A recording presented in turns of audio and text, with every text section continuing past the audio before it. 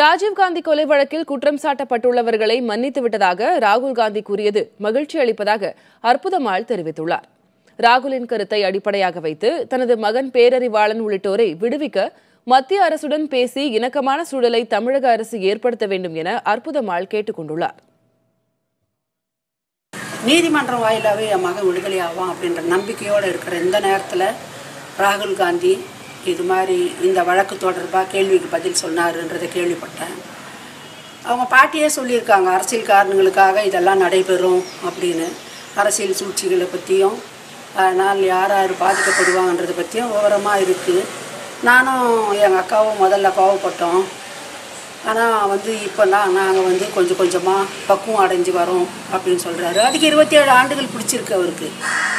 ஆனால் அந்த 27 ஆண்டுகளில் எத்தனை பேரோட வாழ்க்கை அழிக்கப்பட்டதுன்றதை பற்றி அவங்க கருத்தில் எடுத்துக்கல. இருந்தாலும் இந்த நேரத்துலையாவது அவங்க கருத்தை வெளியிட்டதுக்கு நான் கருத்தில் எடுத்துக்கிறேன். என் மகன் நிரபராதி அப்படின்னு நிரூபிக்கிற அந்த போராட்டம் நிச்சயம் எனக்கு தொடரும். ராகுல் காந்தி சொன்ன இந்த வார்த்தையை வச்சுக்கிட்டு மாநில அரசு மத்திய அரசோடு பேசி இணக்கமான ஒரு சூழலை உருவாக்கி கூடிய விரைவில் விடுதலை செய்யணும்.